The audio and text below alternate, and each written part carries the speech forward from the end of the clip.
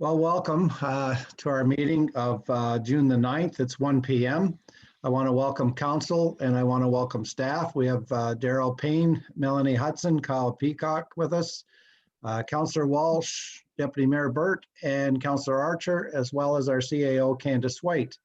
Our Councillor War has sent in her regrets to us for today and wishes us all the best.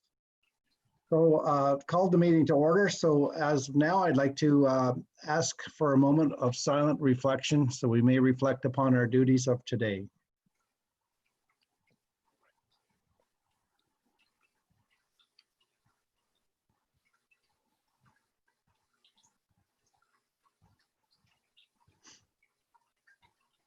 Thank you.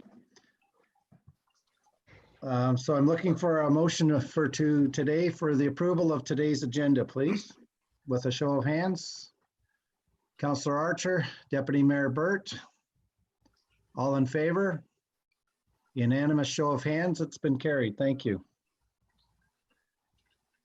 Looking for a motion for the council of meeting minutes of May 26th as presented and or as amended. Councillor Walsh. Deputy Mayor Burt, all in favor?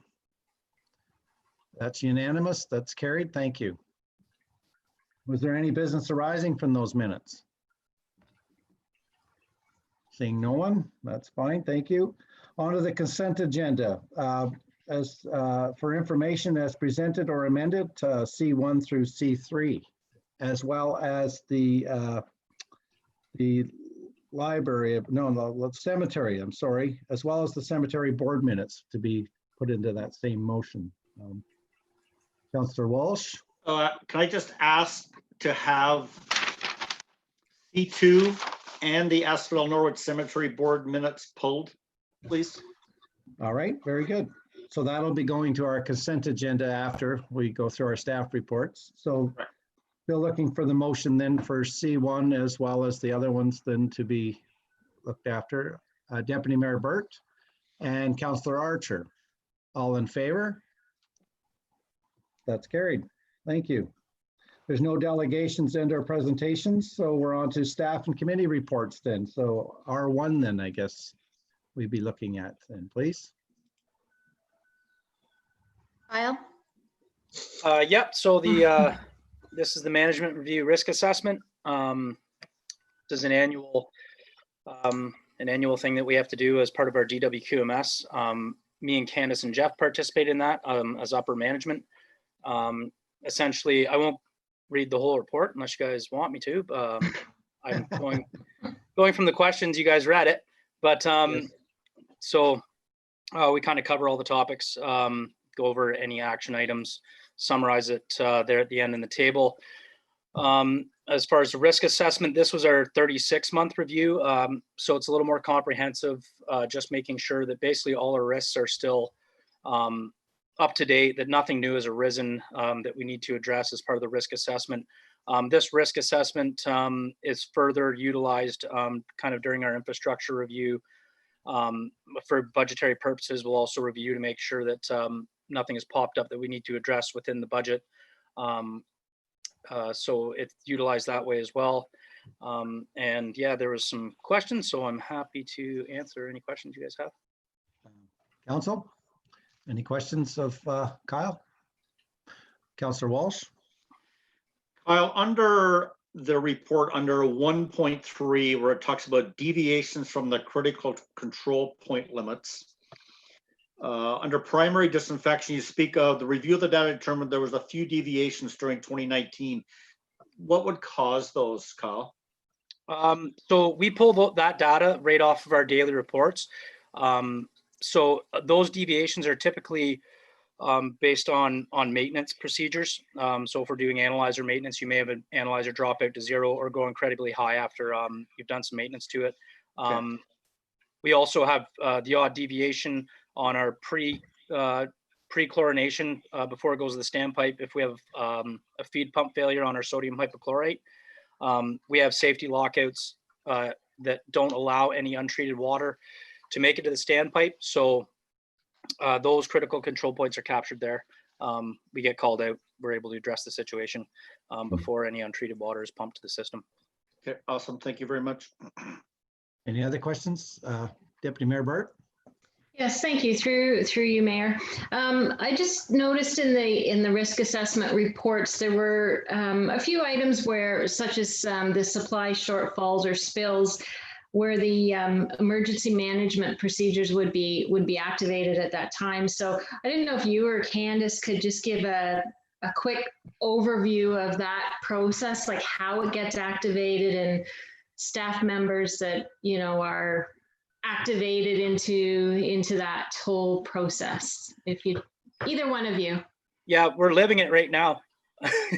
Well, yeah, true. Yeah, so essentially it would be, I mean, if we had months long drought, say, and our wells went dry, or there's a major chemical spill and we weren't able to run our wells, obviously it would become a municipal emergency, and we'd activate the EOC and the municipal control group, and then we'd address those situations via those decisions. Candace, maybe you can add more to that. But so the members that currently sit on the municipal control group, it isn't the entire staff or council as a whole. So currently it would be the mayor. The deputy mayor is the mayor's alternate. Myself, I am the municipal control group commander. Obviously, Fire Chief Payne sits on it. The manager of public works, the chief building official, Kyle, as well as Melanie and Adrian. So that is the municipal control group. So it is a complement of staff along with the mayor. The deputy mayor has been sitting in on our pandemic control group. And basically we have full binders that we all have forms that we need to fill out at every meeting. We track all of the dates we meet, the minutes of when we meet, and then we report back to each other. And the pandemic has been a great way to bring that group together on a regular basis and be able to just bounce ideas off of each other and be able to communicate and see how it's impacting each level of the organization. That's why it isn't a full complement of council or a full complement of management team. There is there are staff members on it as well to be able to get their perspective. So that is the group that when we have emergency exercises that once or twice a year, that is the same group that meets. Traditionally, we do meet in council chambers because that is our municipal control group room. But obviously, due to this specific scenario, we are meeting via Zoom. Good. Any other questions, council? All right, seeing none, thank you. So we'll take a motion to receive Kyle's report then, please. Deputy Mayor Burt and Councillor Walsh. All in favor? Show of hands, unanimous. That's carried. Thank you very much. Kyle, thanks for that. Have a great day, folks. R2. Okay, have a good one. R2 would be the fire access route review. I guess Daryl, our fire chief, please. Okay, so basically our current bylaw 2017-05, the parking bylaw does not address any fire routes within our township. So this report is trying to mitigate that and put them into it to make it to a municipal bylaw. So myself, Ed, Greg, and Candace worked on this for, I'd say, 2 months now.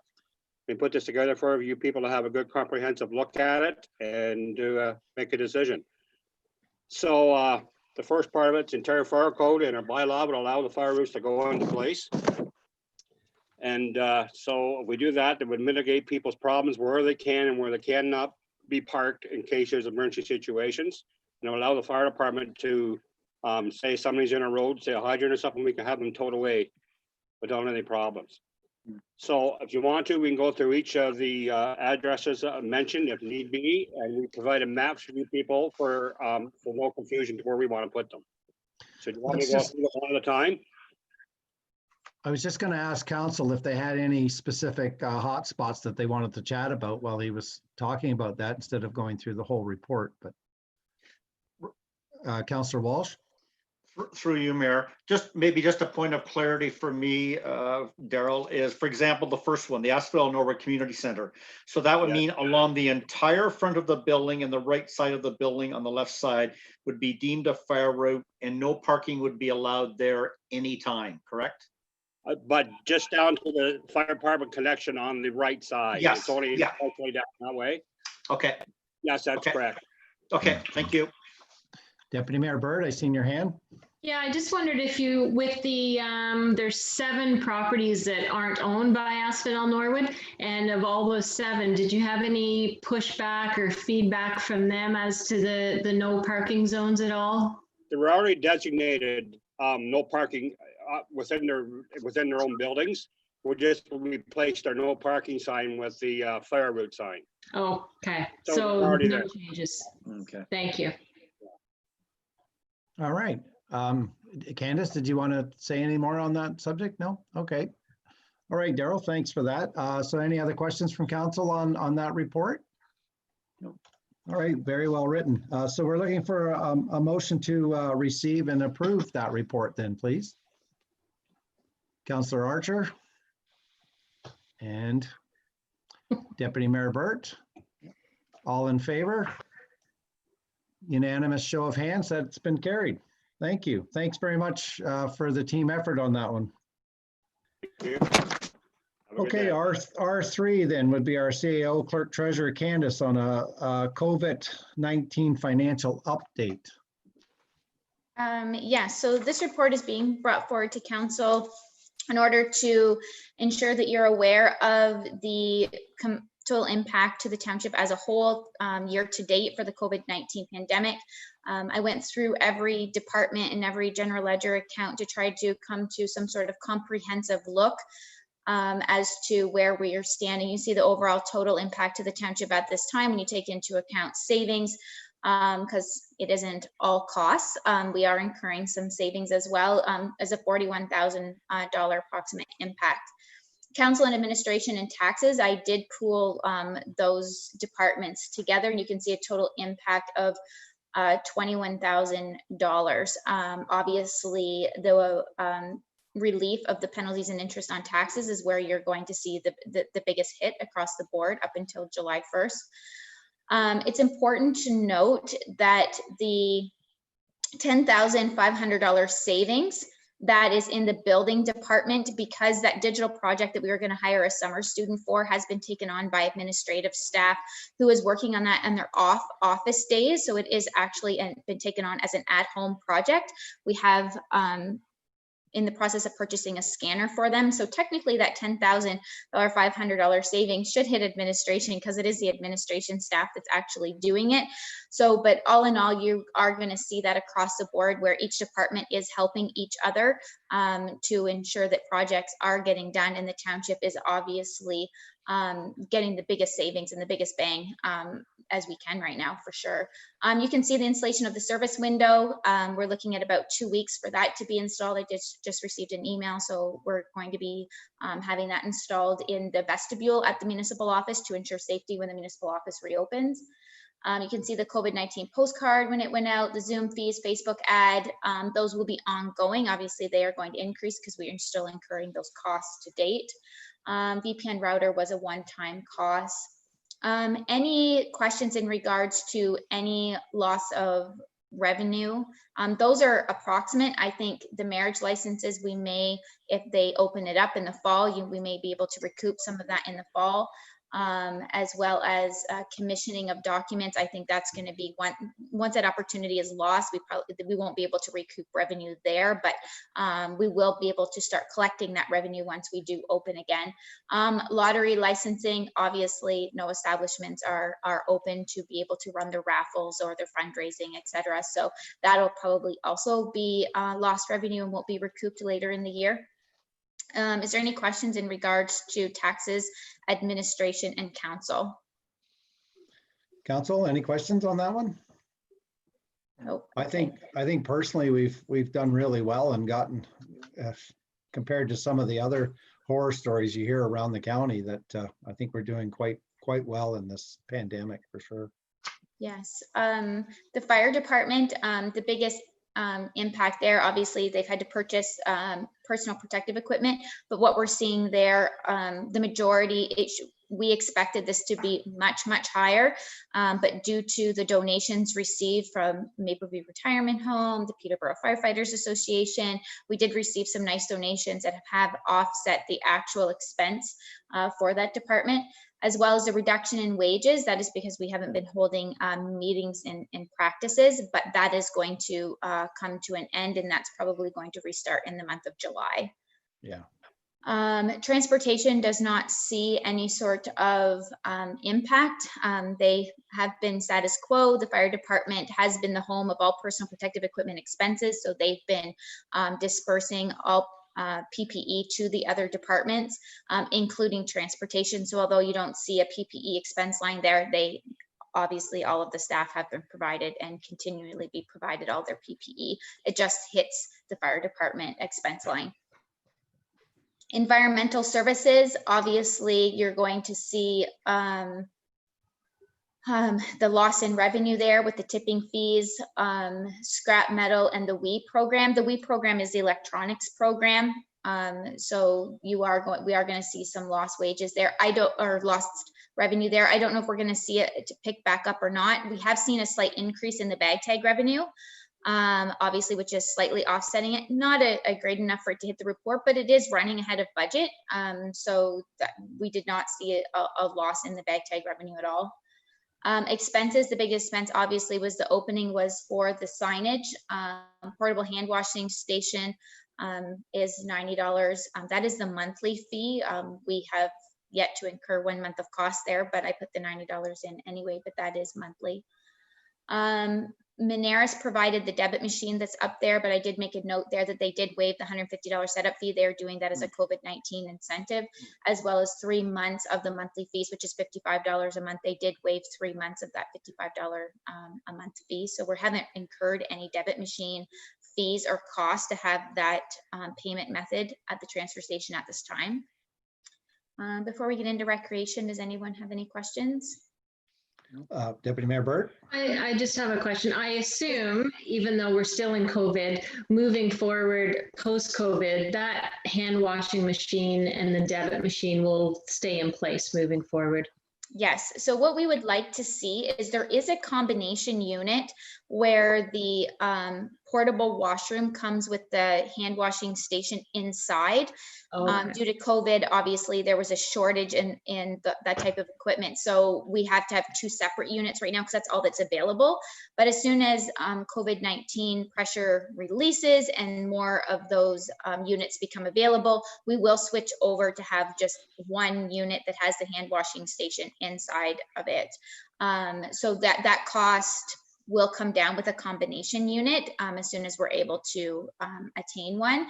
And the debit will definitely be ongoing. I don't foresee us switching back to a cash method payment after doing the full switch conversion over to debit only. So yes, I do foresee that being just our new normal.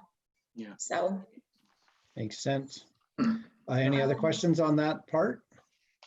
Okay, seeing none, thanks. Candace, you want to carry on then? Thanks. Sure. Recreation, as you know, this is one of the departments that's seen the greatest impact with the early closures. You can see that this is the total approximate revenue losses. Every item up there is fairly accurate all the way down to the ball diamond amount. Miscellaneous picks up a few little odds and park shelter rentals and a few other little odds and end rentals that we have. It's an estimate. The concession, we don't know how much we're going to sell at the concession during a tournament or whatever. So again, it's approximated based on past history. And incidental rentals, again, is also an approximation because when the ice is in, there's always those phone calls that come in. Can I grab some shinny ice? Can I grab ice for my family? Can I grab ice to host this event? And obviously when we were closed, we had really no idea how many of those we actually lost. That being said, we did take the last few years data and try to approximate it to get a fairly good historical idea as to where we sat. So staff is fairly comfortable. The rest of the numbers from minor hockey and the chart down to ball diamond are all actual cancellation numbers. So that was pre-booked events that actually received cancellations. The expenses, obviously we've seen an increase in the cleaning supplies. We had to do a full thorough cleaning of the community center prior to shutdown. And we have some ongoing cleaning there for the summer students and whatnot who are utilizing that building. That being said, it is being offset, that loss is being offset with a reduction in wages. There was a huge reduction in the April hydro bill because traditionally we run between $8,000 and $9,000 for the month of April in hydro, and our bill was around the $1,900 mark for that month. So we were down into summer numbers, actually even less than summer numbers because we're not running the splash pad for those months. So see about a $7,000 reduction there. And of course, natural gas runs a fair few components at the community center as well. And with it being closed, we are seeing a savings there. So all in all, when you take the lost revenue and you take the loss, we're seeing a just under $11,000 impact there to the year. Does anyone have any questions in regards to recreation? Council, Councillor Walsh. Through you, Mayor. Candace, when it came to the public skating, which a lot of it was paid for sponsorship, there would have been some of that was probably paid for till the end of the year. What kind of is Greg's plans with that? Extend those out to people for next year? Yeah. So they're just going to be offered dates in the 2020-2021 season. Okay, great. Thank you. You're welcome. Yeah. Any other questions? Okay, that's your final on the report then? No, I still have a few departments to go here. That's okay. Yes, please do. So the Parks Department, we're not seeing any lost revenue there, as we don't really have a Parks revenue line that really sees much there, but this is where you're going to see the cost of all of the signage at the access points to the Trent River, the parks, and obviously that signage has changed 2 and 3 times. So that is the cost there, as well as all of the fencing that you see that has been moved multiple times around to quarantine off those sections of the parks for safety purposes. So you can see, all in all, I have to say, considering the amount of effort and decision making required, it didn't, and all of that for a $2,000 impact. Actually, I suspected it to be much larger than that. So I'm quite pleased with the impact on the Parks Department financials.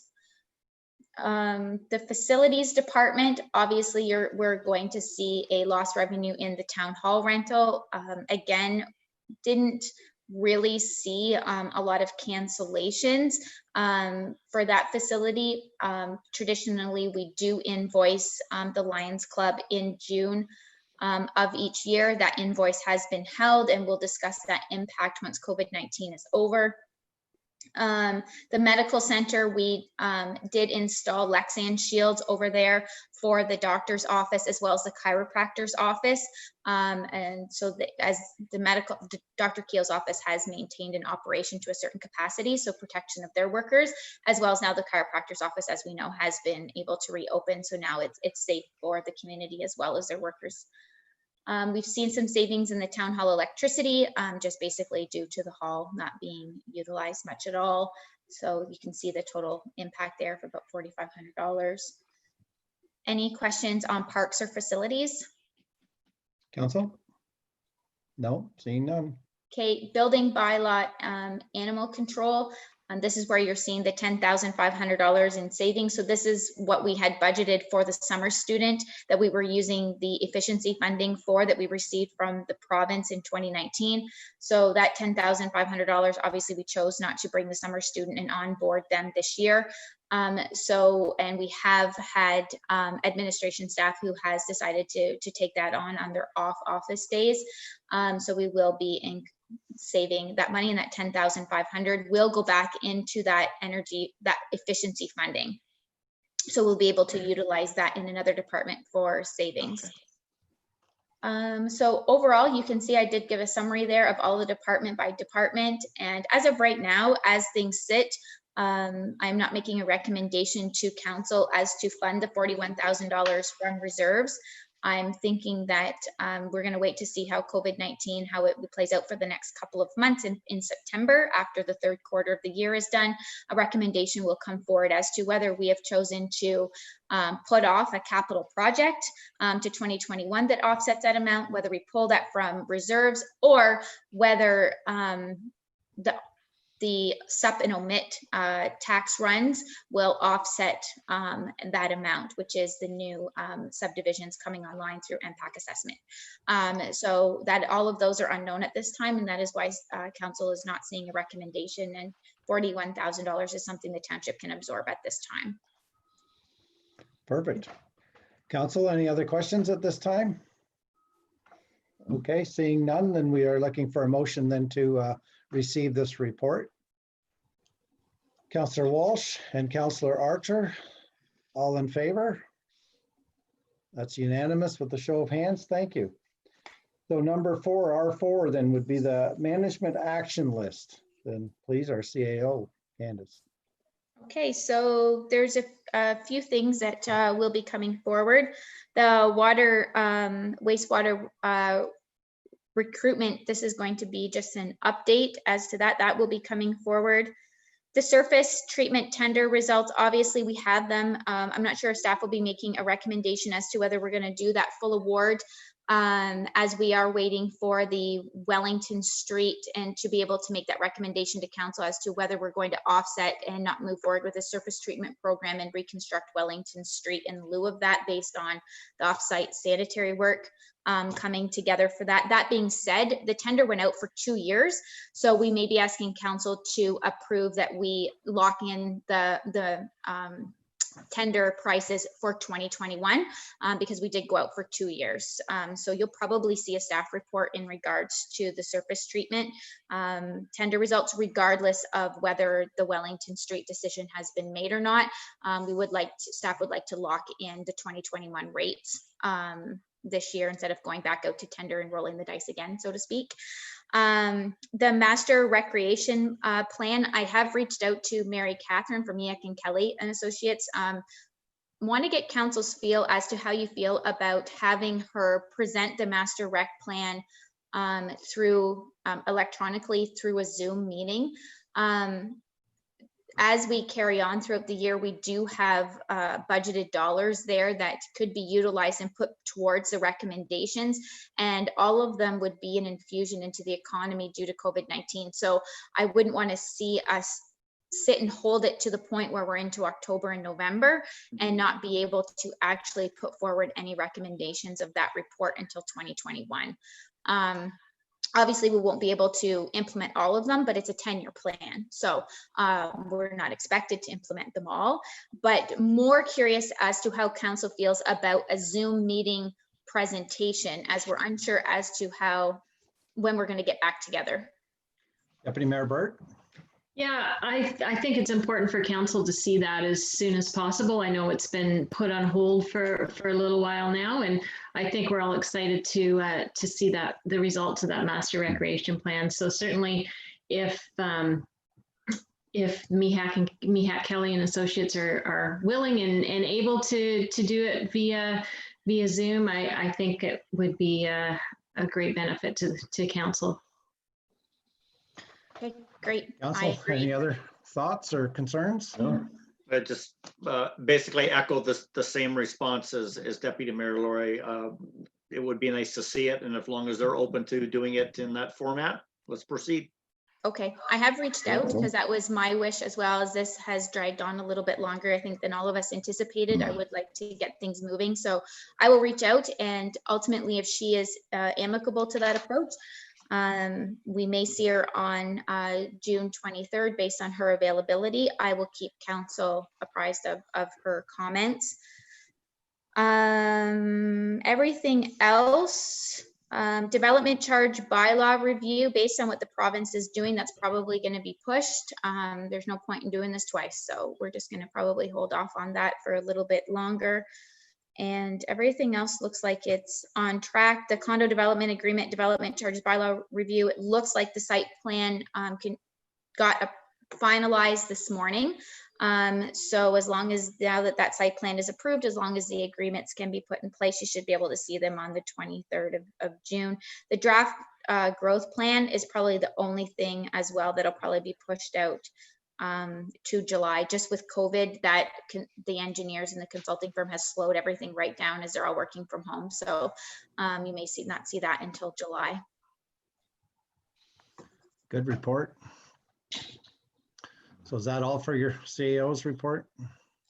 For the action list, yes, it is. Action list, sorry, yes. Okay, so I'm looking for a motion to accept the report with the suggestions that were made, basically. Oh, sorry, I have one more Yes, thing. please do. Before you do that, just thought of something. So cannabis production facilities, you also are going to be seeing a recommendation that council support putting all cannabis production facilities in our site plan control bylaw, which means that they would all be subject to site plan control. As of right now, our site plan control bylaw is worded that agricultural uses are exempt, but that council has the ability to invoke site plan control on any property type. And with the cannabis production facilities and the makeup of those facilities and the impact of those facilities and just some care and control on the municipality's part, you are going to see a recommendation come forward that cannabis production facilities automatically trigger site plan control.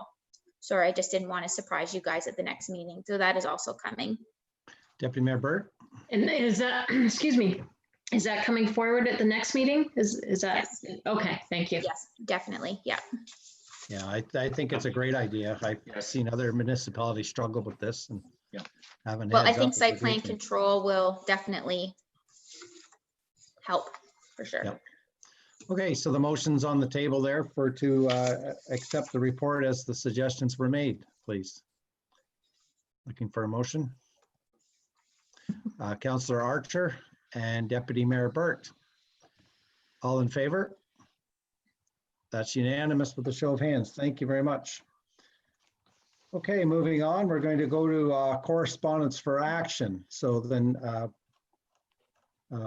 Councillor Walsh, you mentioned C2, age-friendly. Please, sir. Yeah, actually, just to the rest of council is actually, it's an awesome report on the age-friendly opportunities that are available through Peterborough. And I think the comment I just want to pass as we as an EDVAC committee have been following this. Actually, one of our members, Jill Carty, has been following some actions down in the Millbrook area as to what they're doing. And honestly, some of the things that we're able to do to support our old elder community members are really small things, and we're already doing some of these things. For example, the pharmacy actually has, I think they have 1 or 2 chairs that people, an older person that come in to pick up a prescription can actually sit and wait for the prescription by sitting in a chair. Things like the ability to maybe provide senior parking in the Foodland parking lot. So again, I just want to kind of make everybody aware that we are looking at some of those opportunities of things that we can actually do here in Asphodel-Norwood Township too. Very good. Any questions of Councillor Walsh on that? Seeing none, then I guess we need a motion to receive the age-friendly report then, right? Councillor Walsh and Deputy Mayor Burt, all in favor? That's carried. Thank you. And then you mentioned the cemetery board minutes. You wanted to Yes, again, just to provide some clarity to the rest of the staff, because I have had a couple council members call me. So in regard to the April 28th minutes, under the financial update, it was mentioned that there was really some miscontributions having taken place. So all was basically happening is as we sell a cemetery plot, a portion of those proceeds are to be set aside for care and maintenance or perpetual care. We were collecting those funds. We were just missing on the back end of that in terms of actually forwarding those funds under a trust fund. And the BAO, which is the Bereavement Association of Ontario, has worked closely with Emma, our Secretary Treasurer, and we've reconciled the account, and we now have it where it needs to be. The money was there, it just hadn't been allocated into the appropriate account. So I just kind of want to make sure everybody was clear that that's kind of what was happening with the financial records with the cemetery. Excellent. That's great. Any questions on the cemetery minutes then? Okay, seeing none, then we'll need a motion on that then also to receive, please. Councillor Archer and Councillor Walsh, all in favor? With the show of hands, unanimous, that's carried. Thank you. C4 would be a recommendation from the city of Brantford for Essential Workers Day of March the 17th. What's the flavor for council today? What would your thoughts be on this now? This motion to receive, motion to approve and receive. I just have a question on that, Mayor. Thank you. So March 17th, that's moving forward every year, would be declared an Essential Worker Day, or is that just coming up in 2021? I would think it would be annually. An annual? Would Okay, be- okay. It didn't really say in the report, so I just wasn't sure. Traditionally, these that come forward are annually. Okay, okay. All I right. think they want different councils to basically approve this, and then they send a letter off to the government to see if it can't get recognized through Yeah. the province. I think that's the way that works. That's right. Deputy Mayor Burt? I think it's a good idea. Certainly the essential services workers have had their work cut out for them the last 10 to 12 weeks. And so I would move forward to receive and support. Okay, looking for a seconder then? Councillor Archer, is there any more discussion on that? Seeing none, then I guess staff, then that you would draft some form of a letter that we have already and send it back to Brantford. Is that the way that works? Mhm. Yep. Okay. Thank you. So we have the motion on the floor. We're looking to have it carried then. Show of hands. All unanimous and it's carried. Thank you. Councillor liaison reports. Anyone have something they like to speak about? No. Deputy Mayor Burt? Sorry, I do have a little bit of a list here. Just for council's knowledge, County Council did meet on June 3rd, and you can certainly, I didn't include a pre-written report, but you can look on the recorded link on the county website. As you know, the Peterborough Public Health is doing the COVID testing at the Asphodel-Norwood Community Center on, I believe it's Monday, June 15th, 10 till 4:30. PCAD is doing their business count. For those who are on the EDBAC committee, they've been talking about the business count throughout the county and the city, and they were going to do that in person. Obviously, that's changed. It will be online and by phone, and I believe for this area, and Candace, you may correct me, will be July 20th to the 24th. So that will be coming forward.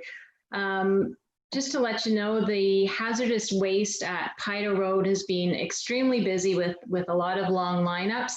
And so they will be looking at perhaps having some sites set up in neighboring townships. It may not be in our township. I don't know. I'm sure Candace will hear about this.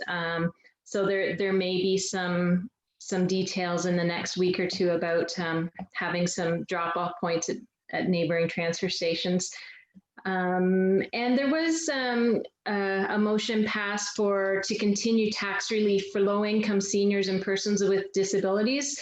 And it's the lower tiers that look after this process and will advertise this. I guess I didn't know anything about it. It's been happening for several years, and this will continue to, I believe, 2023. So perhaps Candace can touch base with us on that.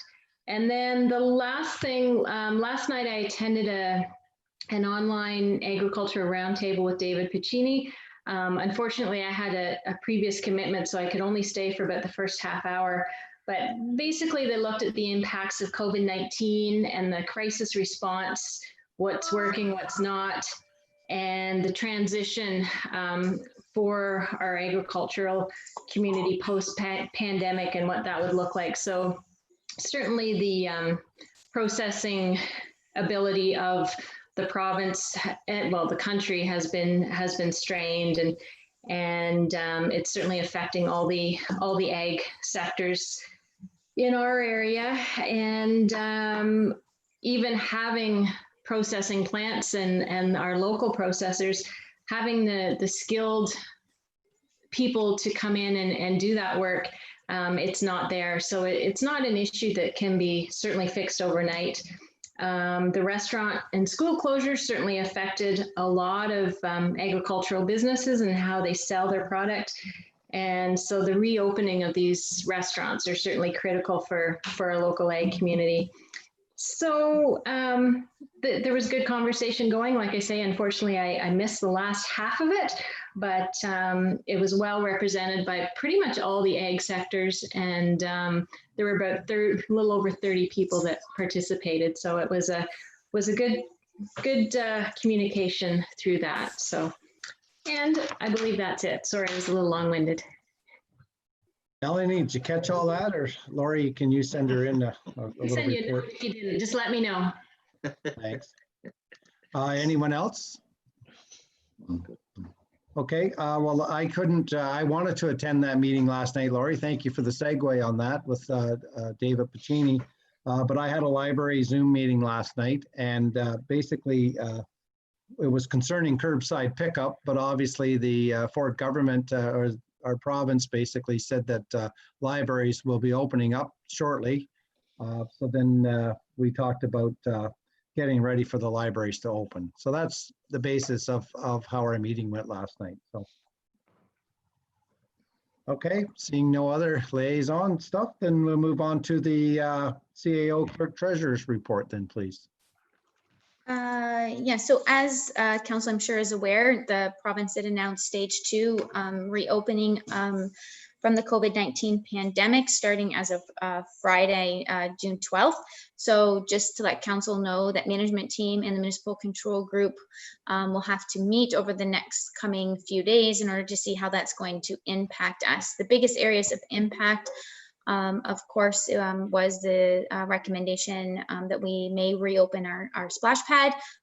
So that is going to be one, as well as obviously for bylaw to take a look at the restaurants to see for these outdoor patios, if there's going to be any extensions of outdoor patios and how that's going to impact us and exactly what that's going to look like. So we will keep council aware. I'll send you all off an email once we've had a chance to digest all of this. Obviously, it affects the libraries as well. I can't tell you sitting here right now exactly what it's going to look like, and no official date has been open. I would not suggest that we are going to be opening Friday at 12:01 a.m. As the province is allowing, obviously, may not even be open for this weekend. So be prepared for questions and whatnot, but we will try to communicate out to the residents to keep them abreast of everything that's happening and the decisions that are being made. But obviously, key is to ensure that when we do open, we're able to follow the Ministry of Health guidelines and to ensure that sanitization, disinfection, and proper distancing can all be adhered to with it being opened. Does council have any questions in regards to the reopening or anything, any comments that I can take back? No? Okay. Deputy Mayor Burt already touched on the drive-through COVID-19 testing that's happening at the community center on Monday, June 15th from 10 to 4:30. It is drive-through, and please ensure anyone who's listening that you do bring your Ontario Health Card with you. It is being advertised throughout all township channels. And I would also like to let council aware that the Shop Local campaign, I am working on getting something out in the next couple of weeks in regards to promoting local businesses. So, you know, whether we're proud of retail, proud of service industry, proud of our agricultural sector, all of those types of things, and push pride of place and try to promote in a general form the type of wonderful businesses that Asphodel-Norwood has to offer, and to assist our local businesses as much as we can with our advertising venues that we have available to us. The Canada Day digital platform is up and running and will be released today to ask residents to decorate their properties and register them for Canada Day, to have their name put in the draw for a $100 gift card to spend at any local business of their choosing. It will not be judged. Your name is just entered into a draw. So please stay tuned, watch our Facebook, watch our website, watch our community boards. You can see how to register and the dates and how we get a photo, and then the digital photo album of all of the properties that participated will be released on July 1st to celebrate Canada Day. And that's it from me. All right, thanks. Any questions on their list there? All right, seeing none, thank you.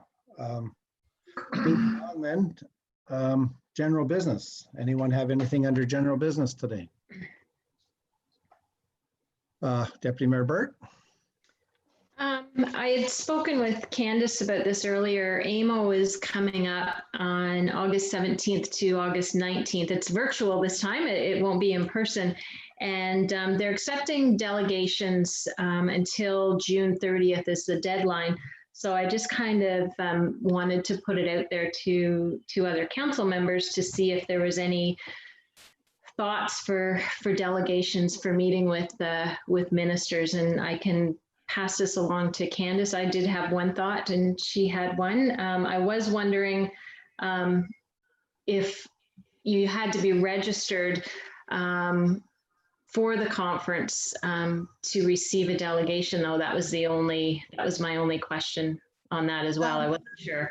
I don't believe so, but I have sent an email off just confirming before we go to the work. But I mean, we can ultimately have one person register if we want a delegation. That's right. It's fine. Okay. So we'll move ahead with it, I would say, regardless. We'll just, I mean, the $600 fee to get time with the ministers is probably well worth it, considering what we would spend with hotels and mileage and registration fees for multiple people to go. If we have to pay for one person to attend virtually, I think that would be my recommendation. Okay. So that was my question. So one thought I had was a delegation with the Minister of Health regarding rural healthcare, rural doctors, certainly virtual care, rural health teams, that sort of thing. And obviously that's a broad subject. You'd want to bring that down in relation to Norwood, but that was just a thought I had. And then I know Candace had another as well. So. Yeah, I was thinking the Minister of Economic Development and Trade to discuss the application that's going forward for the servicing of Industrial Drive for that funding program to push our application. That'll be in by August, so that it'll be perfect timing for the AMO conference. Our application will be in and probably being reviewed right at that same time. So if we put it in the minister's ear to advocate for that, I think that would be good as well. Either one, both of them are great. We can put in both. We can put in both. Okay. Yep. Yeah, So I was just in both. Sorry. Yeah. Yes. I was just going to say about the health one, though. I do know, well, as well as you too, Lori, that the county was going to do something as far as AMO was concerned on the health too, or they were wanting to push through a letter on something like that. But was it more for paramedics? I think I think generally it's a lot of the health, but yeah, they might be mostly on paramedics, but I think the health board itself was wanting to put a delegation through, and that's where they were trying to shoot for our at county. They were trying to get all our well, they for it to amalgamate them. Basically, they were worried about amalgamation of all the health boards, right? Oh, with Peterborough Public Health, yeah. I was thinking more along the line of like we need another doctor, for example, and more along the lines of that end versus public health and paramedic service. But perhaps. Yes, and there's definitely some things we could talk about with the Minister of Health, because they do have a funding program out that allows you, I think it's $80,000 over 4 years to help offset the cost of bringing in a doctor. But I feel it should be opened up for nurse practitioners as well. And right now it's closed. And I've fought that battle with the Peterborough Family Health Team and tried to get that voice out, because I think, that they're equally as important to bring to a community. And if we're able to onboard a nurse practitioner, we should be able to apply that $80,000 over 4 years to the onboarding of a nurse practitioner new to our community as well. So that would be one message I would like to be heard, if at all possible. Sure. Yeah, that sounds good. Anything that would help our rural medical system, I think needs to be heard. So Oh, hugely we so. can Yeah, maybe that's come in the door with that. So Yeah. Yeah. We can Great put a couple of delegations together. So to both then? yeah, To both? Yeah. Okay, I believe so. Yeah, Do you need a sure. motion on that at all or not? sure. That would be Yeah. great. So to draft a motion up then, Lori, basically something simple as far as having Just delegation. that the council directs staff to submit a delegation request to the Minister of Healthcare and to the Minister of Economic Development and Trade. They have longer names than that, but we'll fill in the spaces. That's the Well I done, will make Lori. that motion as stated. I'm sure Melanie has that in her notes.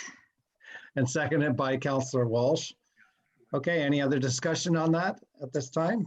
Seeing none, then I'm looking for a show of hands to be carried. And there is a unanimous show of hands to be carried. Thank you very much on that. That was great discussion on the general business then. Was there anything else under general business that we want to discuss? Okay, seeing none. We have no notices of motion and we have no closed sessions. So now we're on to the bylaws then, Madam Clerk, please. Bylaw 2017-05 as amended, being a bylaw to regulate traffic and parking on highways and roadways within the jurisdiction of the Township of Asphodel-Norwood. This bylaw is to amend Schedule C to add the fire routes to the list of prohibited parking areas. A motion, please. Councillor Archer, Councillor Walsh, all in favor? Unanimous show of hands, that's been carried. Thank you. Next bylaw, please. Confirming bylaw, being a bylaw to confirm the proceedings of the regular meeting of the Council of the Township of Asphodel-Norwood held on June 9th, 2020. Motion, please. Deputy Mayor Burt and Councillor Walsh, all in favor? Unanimous, very good, carried, thank you. And I'm looking for a motion to adjourn at 1:51 p.m. Nobody wants to adjourn? Oh, there we go. Deputy Mayor Burt and Councillor Archer. All in favor? That's carried. That was a great meeting and thank you to the staff for their reports, even though it seemed like we breezed through them quickly. Very well done. You make our job so easy. Thank you. You're welcome. Have a good day, everyone. Bye for now. Bye-bye. Take care. Could you,